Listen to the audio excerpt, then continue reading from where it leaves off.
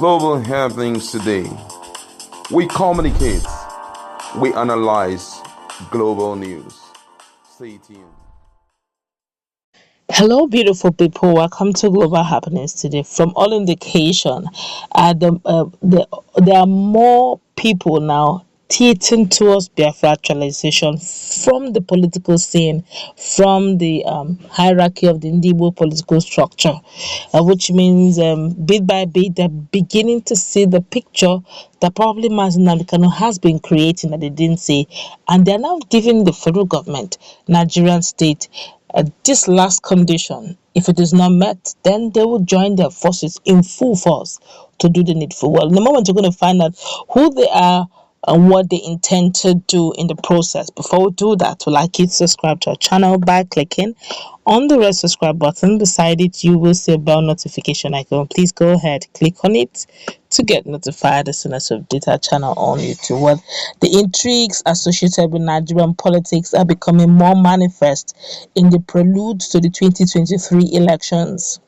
In this interview, a former governor of Anambra State, Dr. Chukwuemeka Ezeife, examines the scenarios and tells it all that the next election might be a watershed for the country. Well, these are the assets. They asked, he said, you have been at a meeting with your kinsmen for some hours now. What have you resolved? Well, this is what he said. That we must be the president of Nigeria. Not in our interest, but in the interest of all blacks on earth.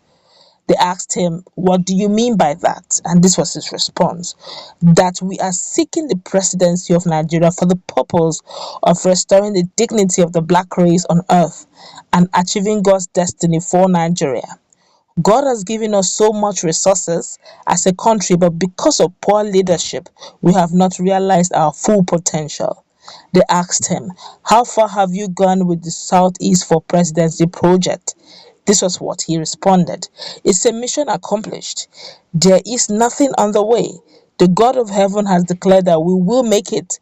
Then I asked him, why do Ngeria desire to clinch the presidency at this time? This was his response. No, we don't specifically or especially desire to be president at this time.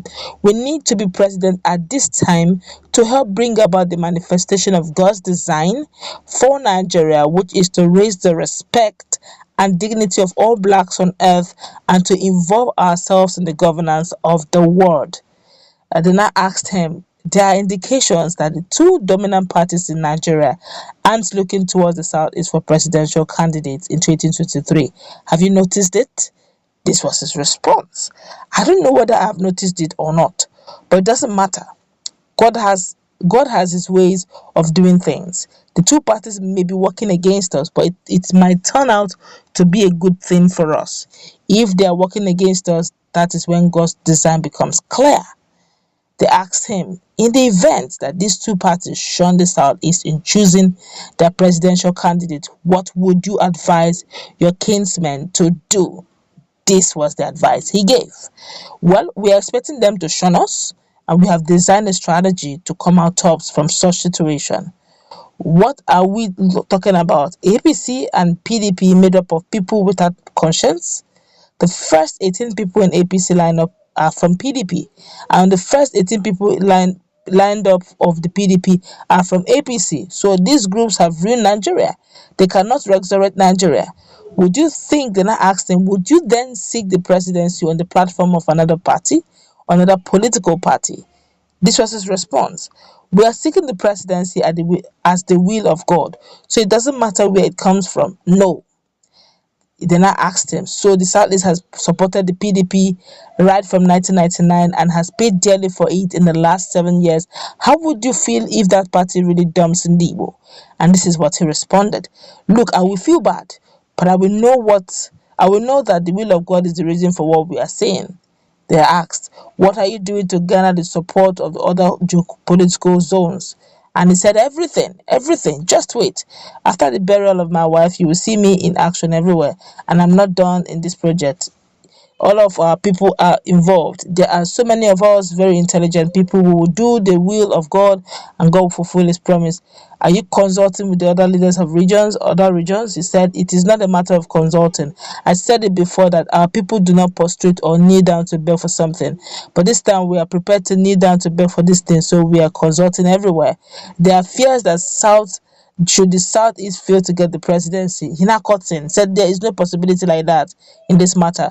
Assuming it happens, don't you think it could trigger more self-determination struggles in Southeast region? He said, no. I told you that we, the Igbo elders, have said that we are not interested in any position but the presidency, not the vice presidency. You either give us the presidency of Nigeria or you say bye-bye to us.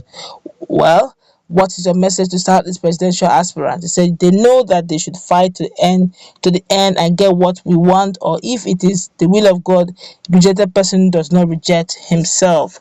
What it means invariably that they will give their very best shot to becoming the president of Nigeria. They, according to them, according to Ezeife, he wants to redeem the image of the black race. Africa as a whole, Nigerian image has been bastardized according to him, and he's of the opinion that APC is PDP, PDP is APC. He said, look, the first 10 lineup of those in leadership of both APC and PDP are those who decamp from each other's camp, as in they decamp from APC to PDP, PDP to APC. So it is the same people, the same methodology in different platform. Says it's of really no concern to him. He said if that it would be nice if they give it to Southeast, but may also they're not expecting anything different if they don't give it to them. But he's just saying that if they will not give them just this presidency, they're not looking for vice, they're looking for presidency. Then the country they should just bid them bye bye, farewell, they're gone. Which means, from all indication, some of the political elite who understand the dynamics of what is going on in Southeast have decided to keep Biafra restoration as Plan B. For some, not all, because there are still some persons who will say, even if they leave this planet Earth, they want to live as Nigerian, not as a Biafran. The likes of this David Omahi has severally said that even if tomorrow, even if Biafra will be restored, that Ebonyi will not be part of Biafra. He, for reasons best known to him, some of them have gone through quite a lot, and they have decided that they're better off in Nigeria than in Biafra. But then again, if you could still remember during the call out, when Nnamdi was always making his broadcast, he would say, look, call for referendum, okay, let everyone make his choice, which is going to be their choice. Do you want, even if you're an Igbo man, there to say you want to remain in Nigeria? He said, no problem, you can be in Nigeria, leave your one Nigeria for Nigeria. That those who want to now be for Biafra, they should come so that together they can build a country of their own. So without which way, I think it still amounts to the same thing. Maybe a referendum will solve a lot of problems. And so instead of, you don't force someone in marriage if the person doesn't want to get married.